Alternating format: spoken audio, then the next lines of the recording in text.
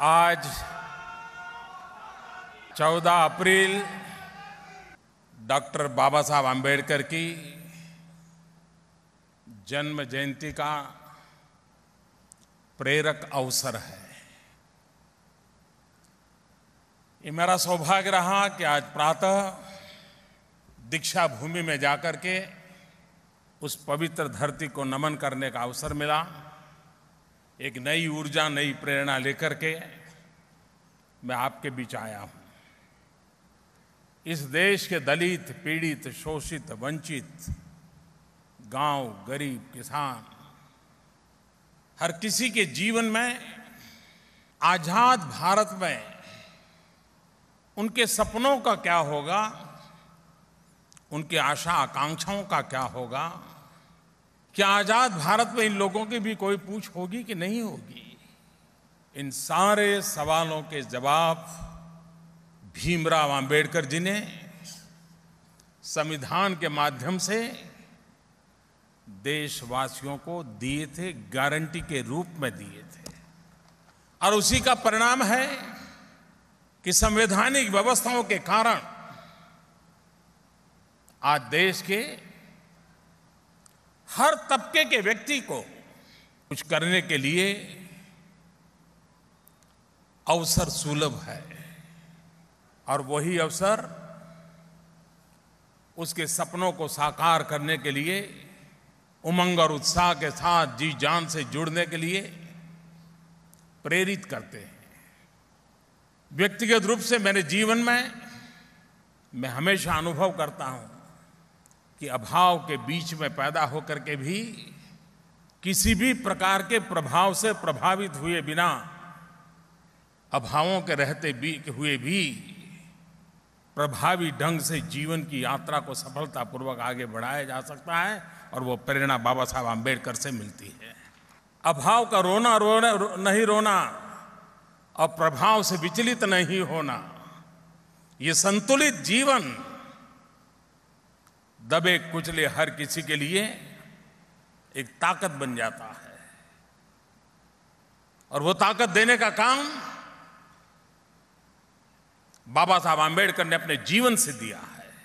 कभी कभार व्यक्ति के जीवन में अविरत रूप से जब कटु अनुभव रोज की जिंदगी का हिस्सा बन जाता हो, अपमानित होना, प्रताड़ित होना, तिरस्कृत होना, अगर इंसान छोटे मन का हो तो ये चीजें घर में, मन मंदिर में, मन मस्तिष्क में किस प्रकार से कटुता के रूप में भर जाती है। और मौका मिले तो कभी लगता है यार उसको दिखा दूंगा। ये मेरे साथ किया था, बचपन में मेरे साथ ये हुआ था, स्कूल गया तो ये हुआ था, नौकरी करने गया तो ये हुआ था। क्या कुछ मन में नहीं हो सकता है। लेकिन ये भीमराव आम्बेडकर थे, इतनी बुराइयों से सामना करना पड़ा, इतनी प्रताड़ना झेलनी पड़ी, लेकिन खुद के जीवन में जब मौका आया, रत्ती भर उस कटुता को बाहर आने नहीं दिया। बदले का भाव अंश भर भी न संविधान में कभी प्रकट हुआ, न कभी उनकी वाणी में प्रकट हुआ, न उनके कभी अधिकार क्षेत्र में प्रकट हुआ। व्यक्ति की ऊंचाई ऐसे समय कसौटी कसने के पर पता चलता है कि कैसा महानतम व्यक्तित्व होगा। हम शिव जी को जब उनकी महानता की चर्चा सुनते हैं तो कहते हैं जहर पी लिया था। बाबा साहब आम्बेडकर ने जीवन में हर पल जहर पीते पीते भी हम लोगों के लिए अमृत वर्षा की थी। और इसलिए उस महापुरुष की जन्म जयंती पर, और वो भी जिस धरती पर उनका नवजन्म हुआ, उस दीक्षा भूमि पर प्रणाम करते हुए देश के चरणों में एक नई व्यवस्था देने का आज प्रयास हम कर रहे हैं। आज अनेक योजनाओं का प्रारंभ हो रहा है, नए भवनों का प्रारंभ हो रहा है। करीब 2000 मेगावाट के बिजली के कारखाने का लोकार्पण हुआ। ऊर्जा वो जीवन का अटूट अंग बन गई है। विकास का कोई भी सपना ऊर्जा के अभाव में संभव नहीं होता है। और 21वीं सदी में ऊर्जा एक प्रकार से हर नागरिक का हक बन गया है। लिखित हो या न हो, बन चुका है। देश को 21वीं सदी में प्रगति की ऊंचाइयों पर ले जाना है, अगर भारत को आधुनिक भारत के रूप में देखना है, तो ऊर्जा उसकी पहली आवश्यकता है। और एक तरफ पर्यावरण की चिंता के कारण विश्व थर्मल पावर को चुनौती दे रहा है, तो दूसरी तरफ विकसित देशों के लिए वही एक सहारा होता है। वैश्विक स्तर पर इतने बड़े कॉन्फ्लिक्ट के बीच जब रास्ता निकालना है, तब भारत ने भी बेड़ा उठाया है कि हम पूरे विश्व को परिवार मानने वाले लोग हैं, पूरे ब्रह्मांड को अपना मानने वाले लोग हैं। हमारे द्वारा हम ऐसा कुछ नहीं होने देंगे जो भावी पीढ़ी के लिए कोई संकट पैदा करे। और इसलिए भारत ने 175 गीगावाट रिन्यूएबल एनर्जी का सपना देखा है। सोलर एनर्जी हो, विंड एनर्जी हो, हाइड्रो के प्रोजेक्ट्स हो। और अब जब नितिन जी बड़े गर्व के साथ बता रहे थे कि नागपुर वासियों का जो गंदा पानी है वो बिजली के उत्पादन में काम लाया जाता है, रिसाइकल किया जाता है, एक प्रकार से पर्यावरण के अनुकूल ये इनिशिएटिव है। मैं इसके लिए नागपुर को बधाई देता हूं। और देश के अन्य भागों में भी जीरो वेस्ट का कंसेप्ट धीरे धीरे पनप रहा है। आज यहां आवास निर्माण का भी एक बहुत बड़ा कार्यक्रम हाथ में लिया गया, उसका भी प्रारंभ हुआ है। 2022 आजादी के 75 साल हो रहे हैं। पल भर के लिए हम 75 साल के पहले की जिंदगी की जीने का प्रयास करके देखें। हम उस कल्पना विश्व में पहुंचे 1930, 40, 50 के पहले का कालखंड, जब देश के लिए लोग जान की बाजी लगा देते थे।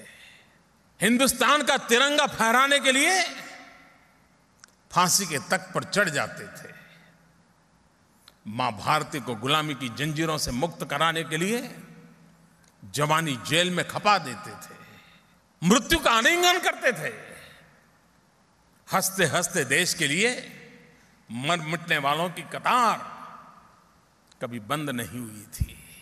इस देश के वीरों ने वो ताकत दिखाती थी कि फांसी के फंदे कभी कम पड़ जाते थे, लेकिन मरने वाले देश के लिए शहादत देने वालों की संख्या कभी कम नहीं हुआ करती थी। अनगिनत बलिदानों का परिणाम था कि भारत मां हमारी आजाद हुई है।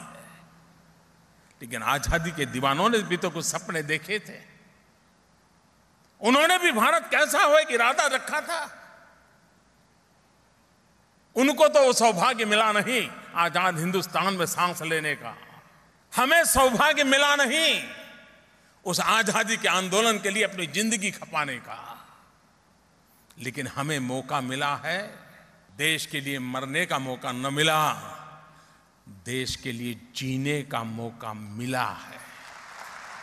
क्या 2022 जब आजादी के 75 साल हो रहे हैं, आज हम 2017 में खड़े हैं, 5 साल का समय हमारे पास है। 125 करोड़ देशवासी अगर संकल्प करें कि जिन महापुरुषों ने आजादी के लिए जीवन लगा दिए, उनके सपनों का भारत बनाने के लिए मेरी तरफ से इतना योगदान होगा, मैं भी कुछ करके रहूंगा और संकल्प करके रहूंगा और सही दिशा में करके रहूंगा। मैं नहीं मानता हूं कि 2022 आते आते देश विश्व के सामने खड़े होने की ताकत के साथ खड़ा नहीं होगा, मुझे कोई आशंका नहीं। और उसमें एक सपना है हमारा, 2022 जब आजादी के 75 साल हो, तब मेरे देश के गरीब से गरीब का अपना घर हो। इस देश का कोई गरीब ऐसा ना हो जिसको अपना रहने के लिए घर ना हो, अपनी छत ना हो, और घर भी ऐसा हो जिसमें बिजली हो, पानी हो, चूल्हा हो, गैस का चूल्हा हो, नजदीक में बच्चों के लिए स्कूल हो, बुजुर्गों के लिए नजदीक में अस्पताल हो। ऐसा हिंदुस्तान क्यों नहीं देख सकते? क्या 125 करोड़ देशवासी मिलकर के हमारे देश के गरीब के आंसू नहीं पहुंच सकते? भीमराव अंबेडकर ने जिस सपनों को लेकर के संविधान में रचना की है, उन संविधान को जी करके दिखाने का अवसर आया है। हम 2022 के लिए संकल्प करें, कुछ कर गुजरने का इरादा लेकर के चल पड़े। मैं मानता हूं कि सपना पूरा होगा। मैं महाराष्ट्र सरकार को बधाई देता हूं कि भारत सरकार की योजना के साथ महाराष्ट्र भी कदम से कदम मिलाकर के आगे बढ़ रहा है और बहुत बड़ी मात्रा में घर बनाने की दिशा में काम चल रहा है, और उससे लोगों को रोजगार भी बहुत मिलने वाला है। गरीब को घर तो मिलेगा, लेकिन घर बनाने वालों को रोजगार भी मिलेगा। सीमेंट बनाने वालों को काम मिलेगा, लोहा बनाने वालों को काम मिलेगा, हर व्यक्ति को काम मिलेगा। एक प्रकार से रोजगार के सृजन की भी बड़ी संभावना, और हिंदुस्तान के हर कोने में अपने अपने तरीके से घर बनाने का बहुत बड़ा अभियान चल रहा है। आज उसका भी एक प्रारंभ करने का मुझे अवसर मिला। 21वीं सदी ज्ञान की सदी है। अब मानव इतिहास इस बात का गवाह है, जब जब मानव जात ज्ञान युग में रही है, तब तब हिंदुस्तान ने नेतृत्व किया है। 21वीं सदी ज्ञान का युग है। भारत को नेतृत्व देने का एक बहुत बड़ा अवसर है। आज यहां एक साथ IIT, IIM, एम्स, एक से बढ़कर एक, और यहां नए भवनों का निर्माण में ये सारी इंस्टीट्यूशंस चलेगी। महाराष्ट्र के और देश के नौजवानों को अपना भाग्य बनाने के लिए, आधुनिक भारत बनाने के लिए, अपनी योग्यता बढ़ाने के लिए इन संस्थानों के द्वारा अवसर मिलेगा। मेरी युवा पीढ़ी को बहुत बहुत शुभकामनाएं हैं। ये आज जब मैं उनको, मेरे देश की युवा पीढ़ी को ये अर्पित कर रहा हूं, मेरी उन सबको बहुत बहुत शुभकामनाएं हैं। आज पिछले कुछ दिनों से डिजिटल इंडिया की दिशा में हम काम कर रहे हैं और बहुत व्यापक रूप से काम कर रहे हैं। उसका एक फलक है डिजिधन, और मेरा मत है वो दिन दूर नहीं होगा, गरीब से गरीब व्यक्ति कहने लगेगा डिजिधन निजी धन। ये डिजिधन निजी धन, ये गरीब की आवाज बनने वाला है। मैंने देखा बड़े बड़े विद्वान विरोध करने के लिए ऐसा विरोध कर रहे थे कि मोदी जी अब कह रहे हैं कि कैशलेस सोसाइटी, ढिंकना फलाना, न जाने। मैंने ऐसे भाषण सुने तो रात को फिर मुझे बड़ा व्यंग विनोद के लिए और कुछ करना नहीं पड़ता था। उनको याद कर लेता था तो मुझे बड़ा,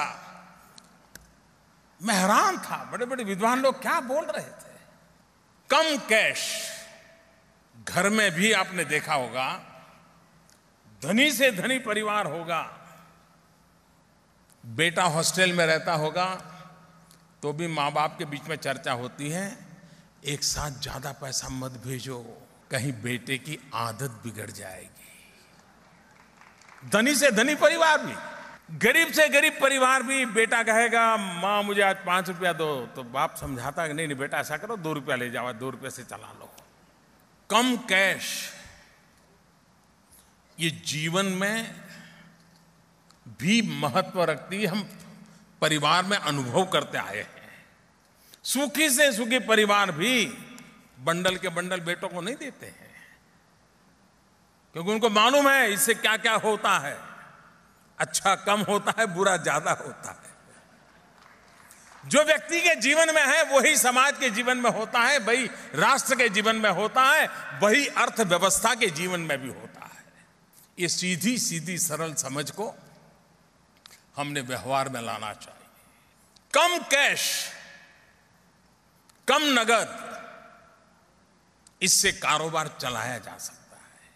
कोई एक जमाना था जब सोने की ही लगड़ी ही करेंसी रहती थी, सोने की गिनी हुआ करती थी। बदलते बदलते बदलते कभी चमड़े का भी आया, कभी कागज का भी आया, न जाने कितने बदलाव आए और हर युग ने हर बदलाव को स्वीकार किया है। हो सकता है उस समय भी कुछ लोग रहे होंगे जो कुछ कहते होंगे, शायद उस समय अखबार नहीं होंगे इसलिए छपता नहीं होगा, लेकिन कुछ कहते तो होंगे ही होंगे। उस समय भी विवाद भी रहे होंगे, लेकिन बदलाव भी हुए होंगे। अब वक्त बदला है, आपके पास अल्टरनेट व्यवस्थाएं अवेलेबल हैं, सुरक्षित व्यवस्थाएं अवेलेबल हैं, और उसमें से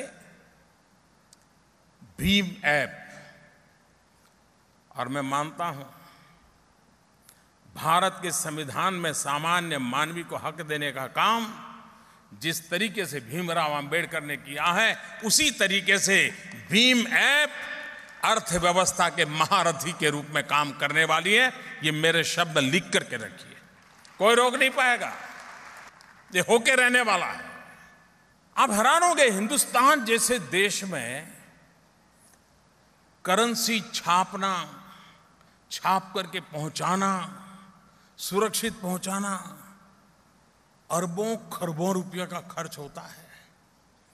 अगर इन व्यवस्थाओं से पैसे बच जाए तो कितने गरीबों के घर बन जाए दोस्तों,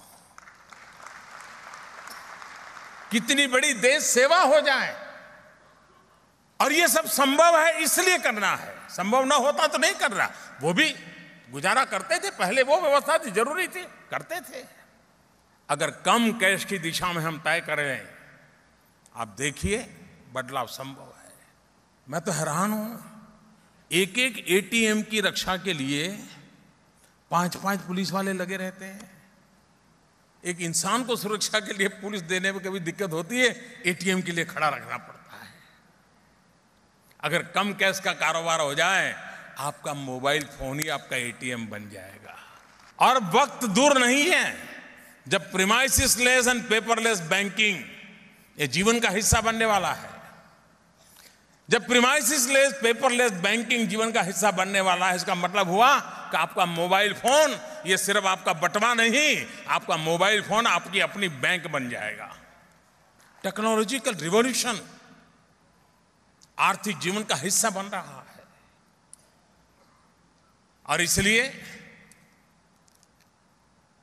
25 दिसंबर को जब ये डिजी धन योजना को लॉन्च किया गया था, जिस दिन लॉन्च किया था क्रिसमस की शुरुआत थी, हैप्पी क्रिसमस के साथ शुरू किया था।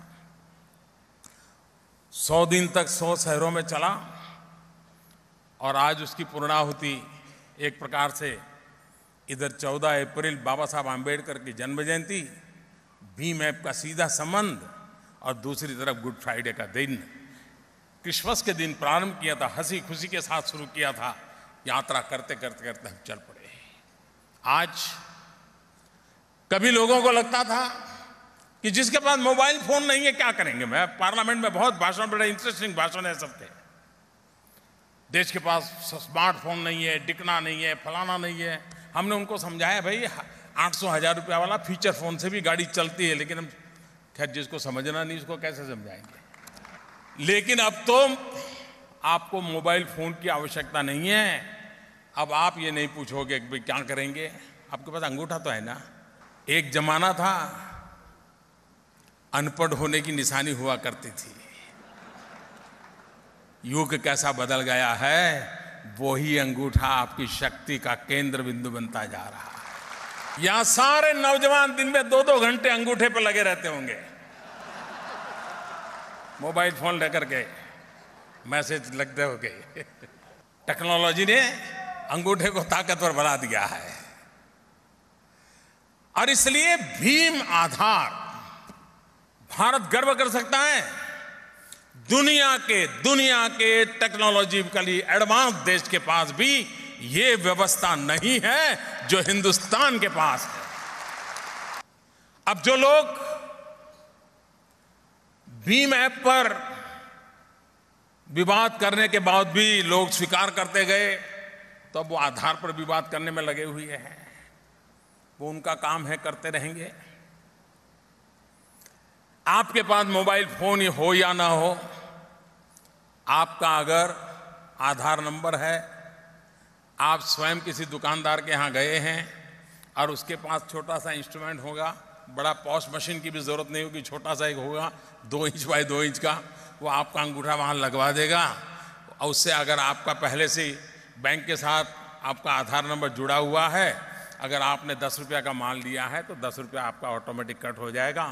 1 रुपया साथ में ले जाने की ज़रूरत नहीं, कहीं आपका कारोबार रुकेगा नहीं। कितनी उत्तम व्यवस्था की दिशा में हम जा रहे हैं। और इसलिए आज जो भीम आधार एक ऐसा वर्जन, और मैं आप देखना जी, वो दिन दूर नहीं होगा, दुनिया की बड़ी बड़ी यूनिवर्सिटीज इस भीम आधार का केस स्टडी करने के लिए भारत का पर आएगी। सारे नौजवान स्टडी करेंगे दुनिया में आर्थिक बदलाव क्या हो सकता है, ये इसका ये आधार बनने वाला है जी, ये रेफरेंस पॉइंट बनने वाला है।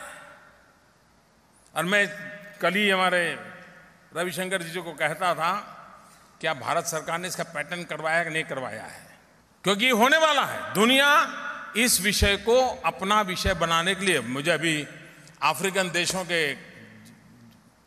जितने मुखिया लोग मिले तो उन्होंने मेरे से इसकी जिज्ञासा भी की और ये भी चाहा था क्या हमारे देश के लिए आप कर सकते हैं क्या, धीरे धीरे इसका वैश्विक विस्तार का कारण भी बन सकता है और भारत एक बहुत बड़े कैटलिस्ट एजेंट के रूप में काम कर सकता है। इस डिजी धन योजना के तहत हिंदुस्तान के 100 अलग अलग शहरों में कार्यक्रम किए गए, लाखों लोगों ने बढ़ चढ़ करके हिस्सा लिया, टेक्नोलॉजी को समझने का प्रयास किया, स्वीकार करने का प्रयास किया और बहुत बड़ी मात्रा में लोगों को इनाम मिले। और आज जिन लोगों को इनाम मिला उसमें से एक सज्जन चेन्नई के, उन्होंने तो घोषणा कर दी कि मुझे जो इनाम मिला है वो मैं गंगा सफाई के लिए समर्पित कर देता हूं। मैं उनका अभिनंदन करता हूं। और वैसे भी ये डिजी धन सफाई अभियान ही है, भ्रष्टाचार काले धन के खिलाफ लड़ाई का एक बहुत बड़ा माजा रखता है। और मैं देशवासियों को कहना चाहता हूं, कम कैश विचार आपको पसंद आए या ना आए, कैशलेस सोसाइटी का सपना आपको अच्छा लगे या ना लगे, नोटों के बिना जिंदगी कैसे गुजरेगी आपके मन में सवाल या निशान हो या ना हो, लेकिन इस देश में कोई ऐसा इंसान नहीं होगा जिसके दिल दिमाग में भ्रष्टाचार के प्रति गुस्सा ना हो। देने वाला भी गुस्सा करता होगा और कभी लेने वाला भी रात को जाकर के सोचता होगा, यार अब मोदी आया है कहीं फंस जाऊंगा तो क्या होगा। बहुत बुरा हुआ है, लेकिन आगे बुराई से बचने के लिए एक उत्तम साधन है। जो भी भीम आधार के सहारे आगे बढ़ना मदद करेंगे मेरी, वो एक प्रकार से भ्रष्टाचार और काले धन की लड़ाई लड़ने के सिपाही हैं मेरे लिए, बहुत बड़ी ताकत है मेरे देश में। और इसलिए मैं इसे निमंत्रित देता हूं नौजवानों को। और इसमें 2 नई चीजें जोड़ी है इस बार। और अभी तो योजना ये है कि वो 14 अक्टूबर तक हम चलाएंगे। आज 14 अप्रैल है। 14 अक्टूबर इसलिए कि 14 अक्टूबर को बाबा साहब आम्बेडकर ने दीक्षा ली थी। वो बाबा साहब आम्बेडकर का दीक्षा का वो पवित्र अवसर था 14 अक्टूबर। और इसलिए आज 14 अप्रैल से 14 अक्टूबर तक एक विशेष योजना है। आज देखा होगा आपने, अच्छे परिवार के नौजवान भी, उनके दिमाग में भी है कि हम वैकेशन में कुछ न कुछ काम करें और खुद कमाई करें। धनी परिवार के बच्चे भी अपनी पहचान छुपा करके ऐसी जगह पे जाते हैं और ऐसे काम करते हैं, खुद को ट्रेन करना चाहते हैं। जिस सर्कल में वो पैदा हुए वहां वो मौका नहीं मिलता है। वो होटल में जाते हैं, बर्तन साफ करते हैं, चाय परोसते हैं, इस प्रकार से काम करते हैं। कई पेट्रोल पंप पे जाकर काम करते हैं। एक गर्व से जीने का आज नई पीढ़ी का दिमाग में ये चीजें आ रही है। पहले हम सुनते थे विदेश में नौजवान सब रात को जाकर के 2-2, 3-3 घंटे ऐसी मेहनत का काम करते हैं, टैक्सी चलाते हैं, डिकना करते हैं, फलाना करते हैं, उस कमाई करते हैं और फिर पढ़ते रहते हैं। आज हिंदुस्तान में ये चीज आई है, ऐसा नहीं है, हमारा ध्यान नहीं गया है। इस भीम आधार के तहत मैं इस वैकेशन में मैं मेरे देश के नौजवानों को निमंत्रित करता हूं। इसमें एक योजना है रेफरल की, यानी अगर आप किसी को भीम ऐप के संबंध में समझाएंगे, किसी मर्चेंट को समझाएंगे, किसी नागरिक को समझाएंगे, उसके मोबाइल पर भीम ऐप डाउनलोड करवाएंगे और आपकी प्रेरणा से वो 3 ट्रांजैक्शन करेगा, कभी 50 रुपए की चीज खरीदेगा, कभी 30 रुपए की खरीदेगा, कभी 100 रुपए की खरीदेगा। ये आपके द्वारा अगर हुआ है तो अगर आपने व्यक्ति को इसमें जोड़ा तो सरकार की तरफ से आपके खाते में 10 रुपया जमा हो जाएगा। अगर एक दिन में आप 20 लोगों को भी ये कर लें तो शाम को जेब में 200 रुपया आपके खाते में आ जाएगा। अगर वैकेशन के 3 महीना तय कर ले कि रोज 200 रुपया कमाना है, बताइए मेरे नौजवान साथियों, ये कोई मुश्किल काम है क्या आपके लिए? सामने से कोई लेना देना नहीं, उसको सिर्फ सिखाना है, समझाना है। और जो व्यापारी अपने दुकान पर भीम ऐप को लागू करेगा, कारोबार उससे शुरू करेगा, तो उसको जो उसके मिनिमम जो रैंक होगा उतना करेगा तो उसको 25 रुपया मिलेगा, उसके खाते में 25 रुपया जमा होगा। यानी जिसको आप समझाना है उसको समझा सकते हैं कि देख मुझे तो 10 मिल रहा है लेकिन तेरे को 25 मिलने वाला है। और यह योजना 14 अक्टूबर तक चलेगी। बाबा साहब आंबेडकर का दीक्षा प्राप्त करने वाला दिवस था वो। 6 महीने हमारे पास है। हर नौजवान इस वेकेशन में 10,000 15,000 रुपये आराम से कमा सकता है। और आप भ्रष्टाचार के खिलाफ की लड़ाई जीतने के लिए मेरे सबसे बड़े मददगार बन जाएंगे। और इसलिए मैं आपको निमंत्रण देता हूं कि इस योजना में उसकी बारीकी जो लिखित होगी वही फाइनल। मैं समझाने के लिए थोड़ा प्लस माइनस बोल रहा हूं, लेकिन जब आप लिखित पढ़ेंगे तो पक्की योजना आपको समझ आ जाएगी। और मैं चाहता हूं, मैं देश के नौजवानों को चाहता हूं कि अब एग्जाम हो गई है, मोबाइल फोन उठाइए, इस व्यवस्था को समझिए और पर डे 20 लोग 25 लोग 30 लोग में लग जाइए। आप शाम को 200-300 रुपया कमा करके घर चले जाएंगे और पूरे वैकेशन में आप करेंगे। अगली साल के आपकी खर्च का पढ़ाई का पॉकेट खर्च अपने आप निकल जाएगा। कभी गरीब माँ बाप के पास से 1 रुपया मांगने की जरूरत नहीं पड़ेगी। ये रिवॉल्यूशन लाने का प्रयास है। आज यहां 75 टाउनशिप कम कैश वाली उसका लोकार्पण हुआ। इसका मतलब यह हुआ कि जहां पर टाउनशिप में लोग रहते हैं, अलग अलग कई फर्टिलाइजर कंपनियों की टाउनशिप है, कई रेलवे वालों की टाउनशिप है, कई फौज वालों की टाउनशिप है, ऐसी 75 ने पूरी तरह अपने आप को कम कैश वाला किया है। तो जब मैंने इसकी पहली एक टाउनशिप कम कैश वाली बनी तो मैं उसका प्रेजेंटेशन ले रहा था। मैंने कहा सब्जी वाले का क्या इंटरेस्ट है, वो क्यों ये कारोबार में हाथ जोड़ता है। उसने बड़ा इंटरेस्टिंग जवाब दिया सब्जी वाले ने। उसने कहा पहले ये जो टाउनशिप में ही मैं बेचने के लिए फुटपाथ पर बैठता हूँ, सब्जी बेचता हूँ, तो जो महिलाएं सब्जी खरीदने आती है, अगर बिल बन गया 25 रुपया 80 पैसा, तो कहती थी लो 25 रुपया ले लो, चलो चल जाएगा। वो 80 पैसे नहीं देती थी। कितनी भी अमीर परिवार की महिला हो, बड़े से बड़े बाबू की पत्नी हो, लेकिन 80 पैसा नहीं देती थी। ले लो 25 रुपया है, ठीक है, चलो चल छूटा छोड़ दो। बोले इसके कारण अब क्या हुआ है, मुझे पूरा 25 रुपया 80 पैसा मिलता है। और बोले शाम को जो मेरा 15-20 रुपया कम पड़ जाता था, अब मेरा 15-20 रुपया मेरी एक्स्ट्रा इनकम ऐसे ही हो गई है। अब देखिए कितना फायदा एक गरीब आदमी ने अपने पैसे ढूंढ लिया। लेकिन ये 75 टाउनशिप एक अच्छी शुरुआत है, लेकिन हम लोगों की कोशिश रहनी चाहिए कि हम कम कैश की ओर देश को ले चले, हम इसमें योगदान दें। और ये जो रिवॉल्यूशन हो रहा है उसके हम स्वयं एक सिपाही बने, उस बात को हम आगे बढ़ाएं। मुझे विश्वास है कि आज जिन लोगों को इनाम मिला है, और इतने कार्यकाल में करीब 250 करोड़ रुपए से ज्यादा इनाम मिले हैं, वे इनाम प्राप्त कर करके संतोष न माने। हजारों की तादाद में नागरिकों को इनाम मिला है, वे भी इसके एम्बेसडर बने, वे भी इस काम को आगे बढ़ाएं।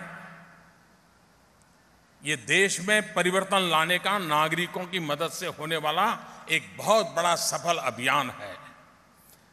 मैं रविशंकर जी और उनके विभाग की पूरी टीम को और नीति आयोग को बड़ी बधाई देता हूं कि फुल प्रूफ टेक्नोलॉजी के लिए उन्होंने भरसक कोशिश की।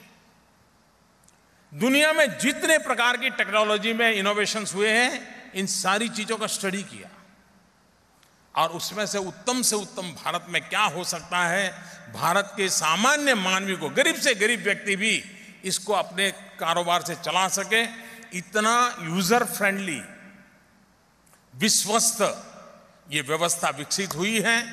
मैं फिर एक बार विभाग के सभी साथियों को बधाई देता हूं।